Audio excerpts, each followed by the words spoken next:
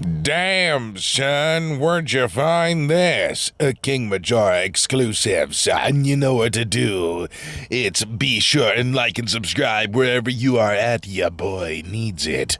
Let's get to it.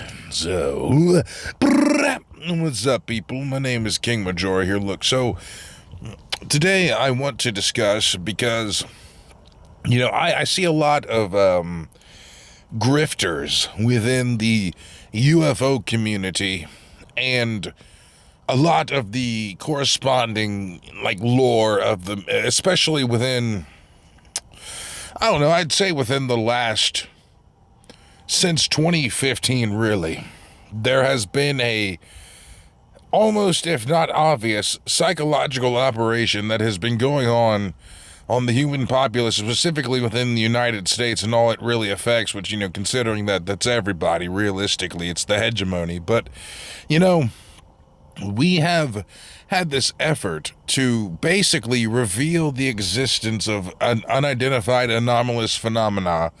And what it is obviously leading to is the non-human intelligence disclosure, that there is an element that is non-human. Now, this video, I want to preface, despite all of this, you will find evidence of me throughout the internet where I'm very troll-like. I have a very Machiavellian nature to me when I have trolling ideas that, oftentimes, in fact, it even got me in trouble with law and the federal government over my trolling. I've been into this before, and if anybody wants to speak to me about it, they can. But, basically, I have always had a keen interest in the paranormal, and for the last decade or so or more, I've really studied heavily into the multifaceted aspects of ufology of what's been publicly available.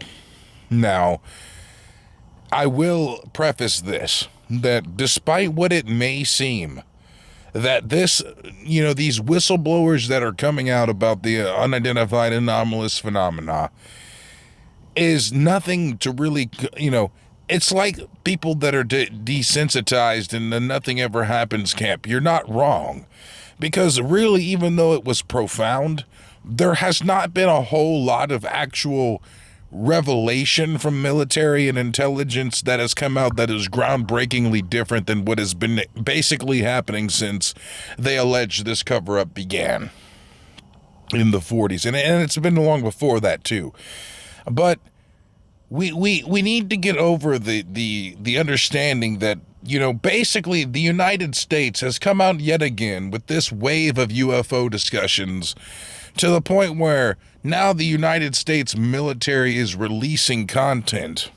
I think we need to be safe in our assurance that, the United States federal system is trying to disclose non-human intelligence and unidentified anomalous vehicles. And basically, you have the likes of with the Trump administration and, getting Dr. Phil in on it to just see how it needs to be translated to a normie yuppie audience. Having all of these people come out and testify, and they've been more or less saying these same things and disclosed, declassified documents for decades. The the Navy, the Air Force, the Army, etc. These people, these branches have committed nonstop throughout the whole time, have admitted it. It's more so, as I was getting into with my previous video on the nature of, influence of media and propaganda in modern real life, how it affects us so severely. The United States, if you really understand the history of the phenomena and how it's been disclosed to us in a civilian level, there has never really necessarily been a case that they said that the phenomena is real. They really did. They've always said it was real, and there has not been a case where they didn't. It's just more so how they propagandized it, and they heavily dissuaded the idea of originally the alien aspect of it. But the heart of the nature of the UFO question was always that there are literally unverified, why it happened. We have several documented cases where brilliant minds cannot determine it, and it's been ruled out that it's, for hoaxes or misinterpretations of phenomena already known. So, we have all of this circle jerk, and you got these contemporary people, these people who like to be skeptics, right? I just saw something on it today. I think it was on Vetted. I don't have anything for or against, the UFO talkers, psychoactivo and stuff like that. I don't have anything negative to say about them or positive. But what I will say is this. There's this notion within contemporary society that even though you are seeing on live TV, right, you are seeing declassified videos that were proven to be genuine and not misinterpretations of other things, of an unidentified anomalous phenomena defying what we understand to be Newtonian Einsteinian physics. In the sense that they are going way past G-forces and turning like 90 degrees, okay? These beings, rather they be human, alien, or otherwise, have mastered a form of physics that we either, and this is where I'm at, we scrap a lot of these fundamental ideas and we have to brainstorm, because what is apparent to our very eyes, no matter what a skeptic wants to say, no matter what the atheist gatekeepers of the leftist, tinge, because they always seem to have that flavor. Not all of them, obviously. I'm making an analogy.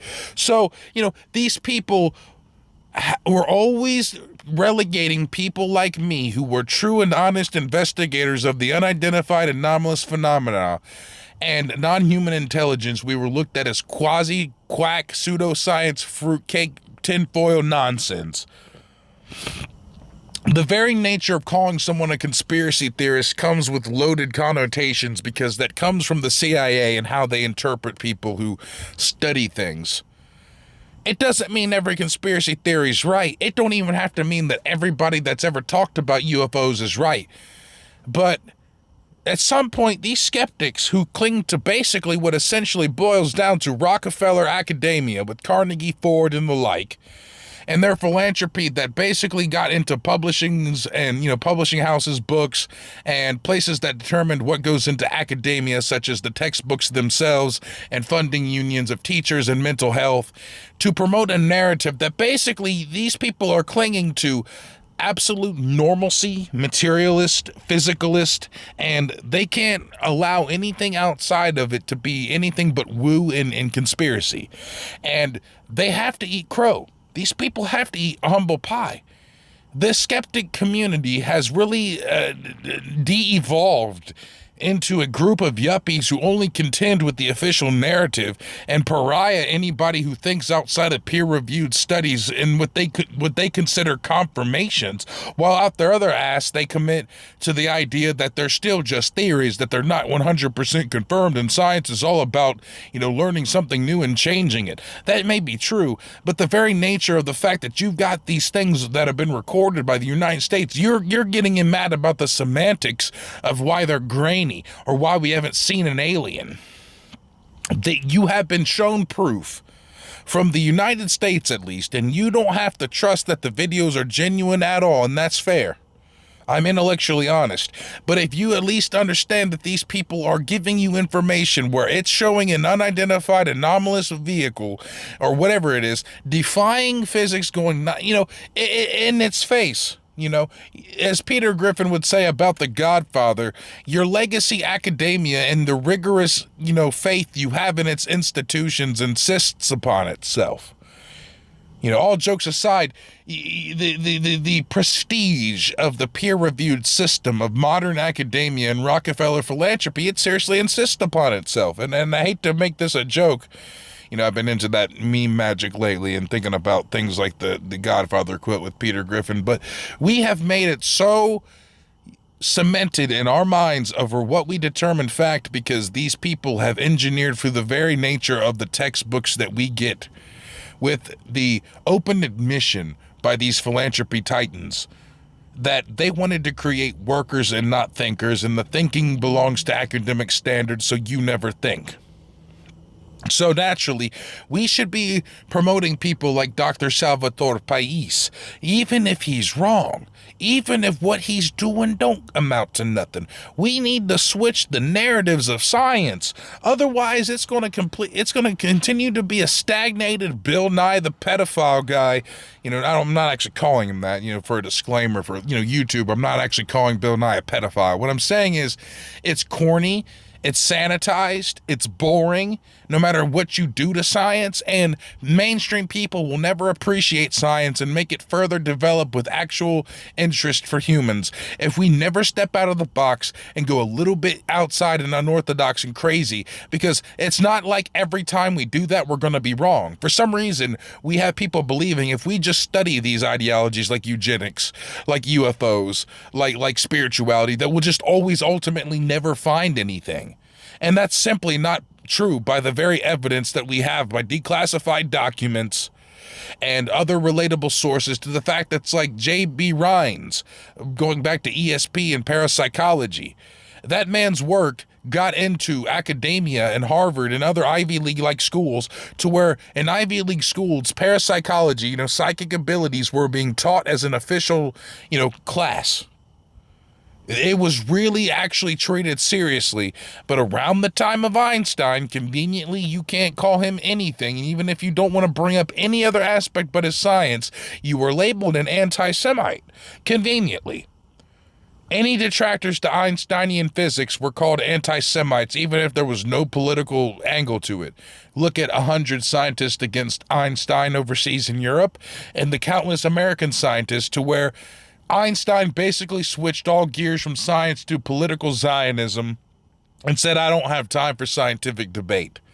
I bring all of this up because it all matters in how we take seriously the UFO question, and bringing it back to the vetted video I was watching, because I did not forget. I want people to understand that as they watch me. I tangent, but they add to the greater conversation I'm trying to make, the point I'm trying to make. The guy basically said, you should, even if I want to believe, you should be skeptical of UFOs. And my point is, we are way past and have been even before I was even born. I'm born November 13th, 1995. And I'm 30 years old at this given time in 2026. So,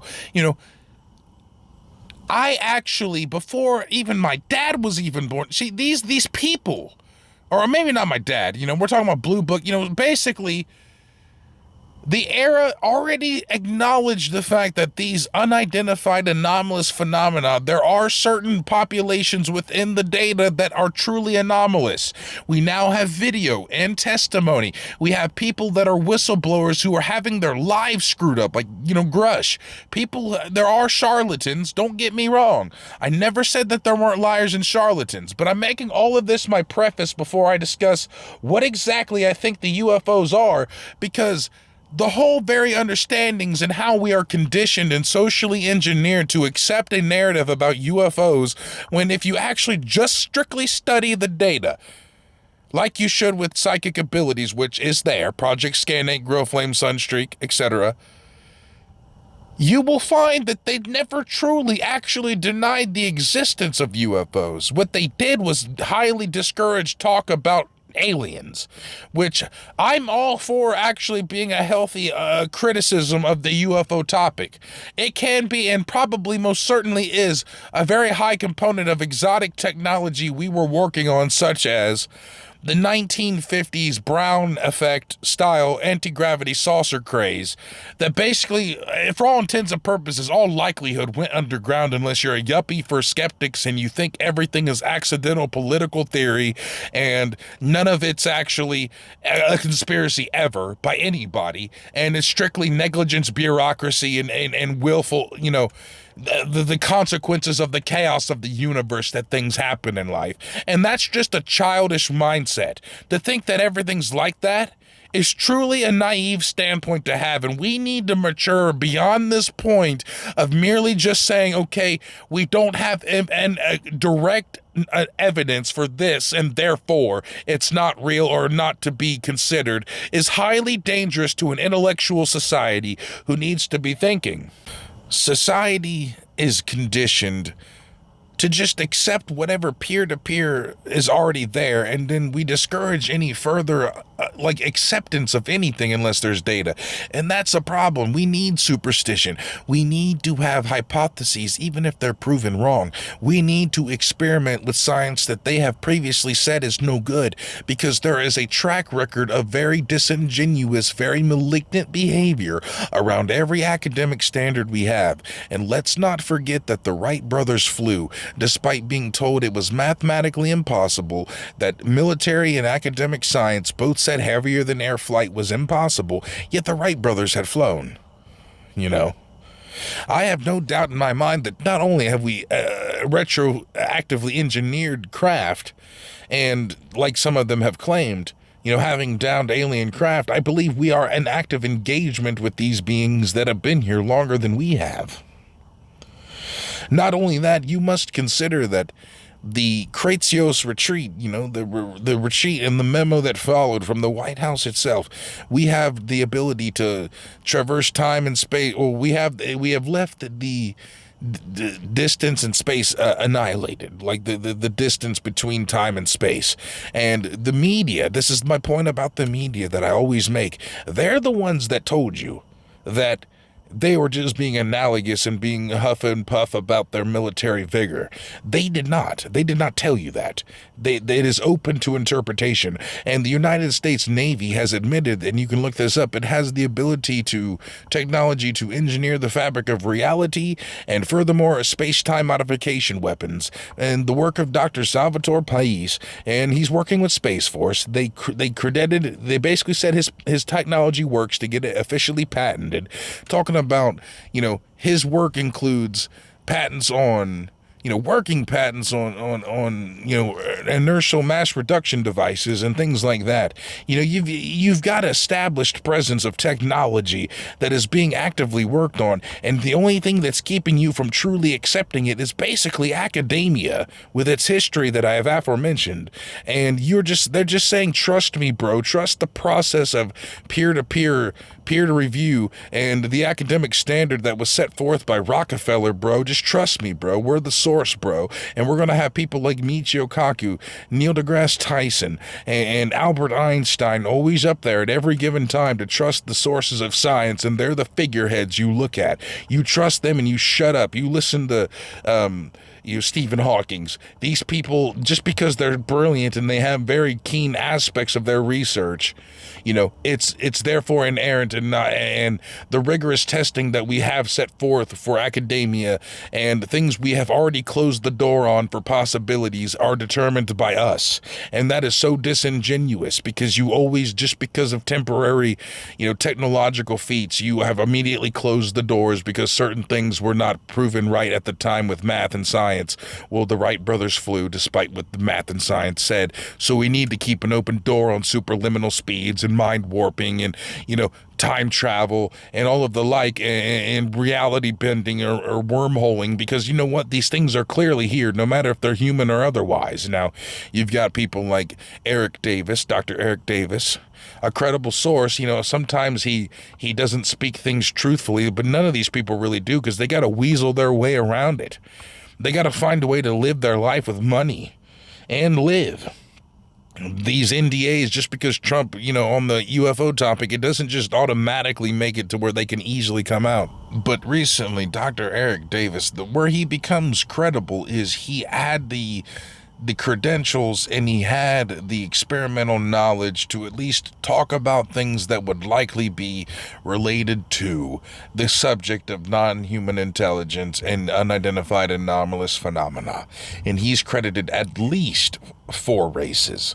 Nordic, reptilian-like. He specifies that it's not strictly a reptilian, a Nordic, gray, and an insectoid. So, you know, and then when you study actual history and mythology and things like Philip J. Corso and The Day After Roswell, this guy worked for big and military intelligence, and he claims to have had parts of the wreckage of Roswell. And he claims that the reptilian the it's actually the grays are not actually gray. It's a reptilian like species, where basically it has basically like a gimp suit on, really like an exosuit that's gray, and the black is contact lenses. And he claims that retroengineering into that became fiber optics and computers as we know them today, and how we eventually stumbled upon it. And you got to understand that the military is more, people have done studies on the military. It is likely that the military is literally probably around 40 years more advanced than the humans public sector, so to speak. Like they claim that it varies. It could be 52 years, 54 years, but there are sayings about it. So these people are most certainly, in my opinion, working with technology either given to them by or the negligence of the non-human intelligence itself, that it is downcraft or given to them for various reasons. And my opinion on the human race, none of us are the Genesis Adam. The Adam man was according to the cuneiform tablets and the, certain interpretations such as Michael Tellinger and Zachariah Sitchin speak of the Earth Adam successful project, the first one being red hued like the clay of the Abzu, and that's hence the clay man, and the darker hair. So he was red. He was literally red. And the Lilith, or original proto Eve, was more resembling the deities and fair skin. And basically the deed, there are a class based on our mythology, if you take it, which I do. And I believe in ultra and extraterrestrials. I don't believe in reincarnation or more. I do believe in afterlife and spirits and creating egregores, and that basically live in the mesh of realities, and DMT and is a way to get through to it. But I do believe there is a sector of non-human intelligence that are even taller than the 6'1" to 6'6" Nordics. They are albino, they are red-haired, and they are the ones who engineered the biblical Earth Adam and Eve and Lilith of extra biblical proportions. They are the typical Anunnaki Elohim mainstay pantheon. I think that these are the ones that are the mainstays. You see that Thor is considered having red hair. They say Artemis and Aphrodite and these other types from Greek mythology, Apollo had red hair.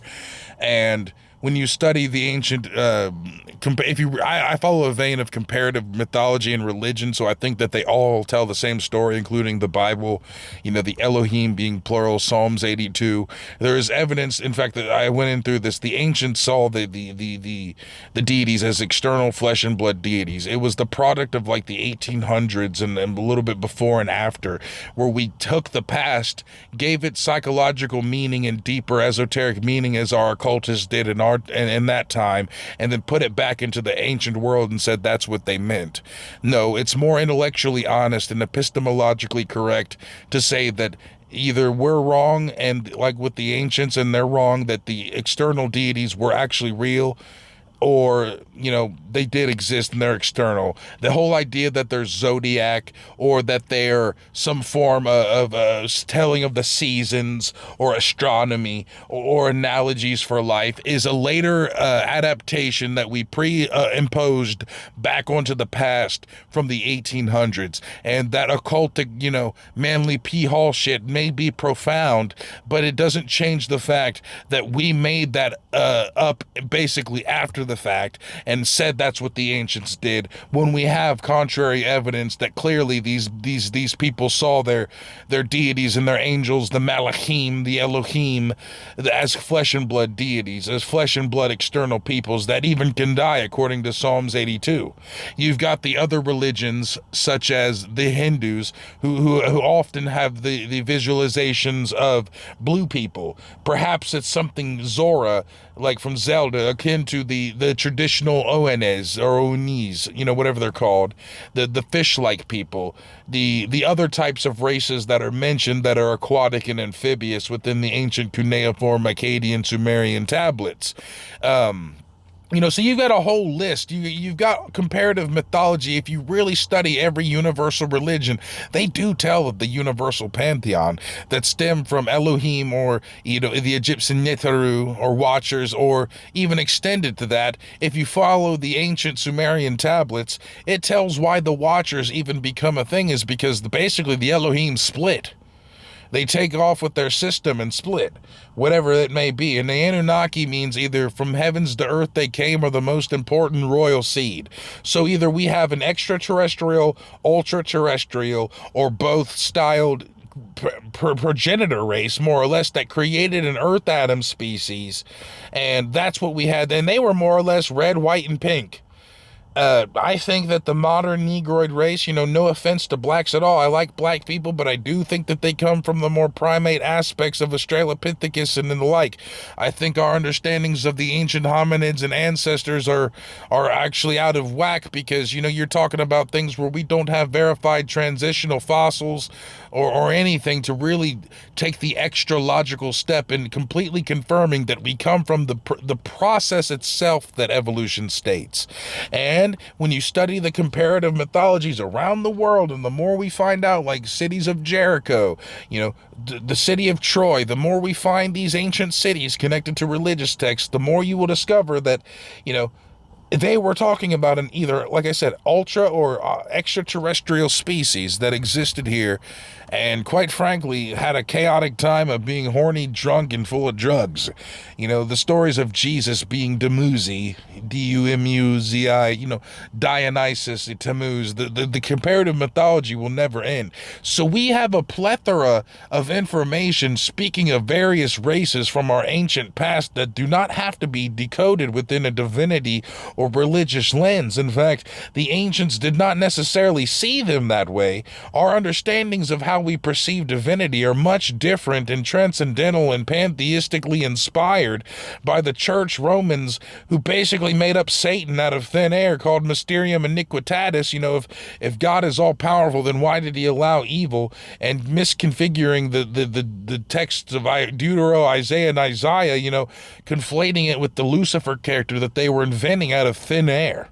You're considering an evolution that was more or less a treachery and a conspiracy in the legal sense of how the evolution of the Satan character of beyond Second Temple Judaism into the Christian movement and further beyond, where even when the texts were written, there was no actual Satan in the way of the boogeyman. I bring all this up because we have this narrative within ufology that calls them all fallen angels and devil and Satan, when in the actual Hebrew Bible, the Tanakh and the Torah, in the Old Testament especially, and even in some of the New Testament, there is no actual resemblance of one, monotheism, and two, there's no Satan in the boogeyman sense. He's an oppositionary figure, and it's represented within the government structure of the Elohim in plural itself. I am means plural. El, the Canaanite head chief deity. Yahweh was probably an amalgamation of Baal and El. I've got a 3.5-hour documentary called The Monotheism Deception. You ought to check it out.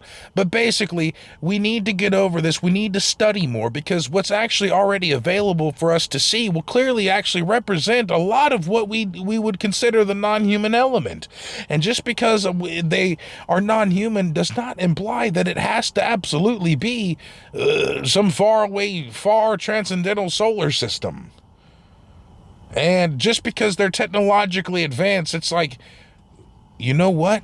We're very technologically advanced compared to ourselves over 100 years ago, but we're still just dumb, conceited jackasses, twiddling our thumbs. And that's probably what they are. They have their own wars, their own drunken escapades of their royal family, who may indeed be fucking each other's brother, son, mother lovers. But what were the Habsburgs? They were a severely inbred group of nobility and royals. So, you don't know how these people breed. They may actually, that just might be their culture.